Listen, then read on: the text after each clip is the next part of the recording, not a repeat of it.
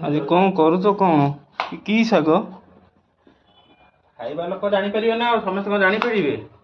ବାହାରେ ରହିକି ଏ ଜିନିଷ ଖାଇବା ତ ବହୁତ କଷ୍ଟ, ତଥାପି କହିବା ଲୋକ କହିବେନି ଯେ ଜାଣିଥିବେ, ବ୍ୟସ୍ତ ହୁଅନି। ହଉ ଦେଖିବା ଭାଜ କେମିତି ଲାଗୁଛି ଦେଖିବା। ମୁଁ ତ କେବେ ଶାଗ ଖାଇନି। ଇଏ ହଉଛି ବିଷ ଶାଗ। ଆପଣ ମାନେ ଯଦି ଖାଇଥିବେ ପ୍ଲିଜ କମେଣ୍ଟ ସେୟାର କରିବେ।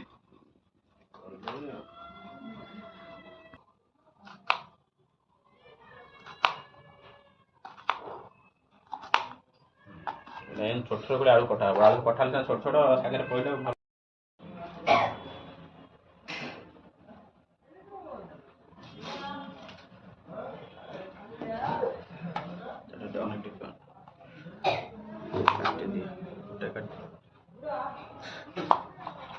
ବାଇଗଣୀ ପଡ଼ିବ।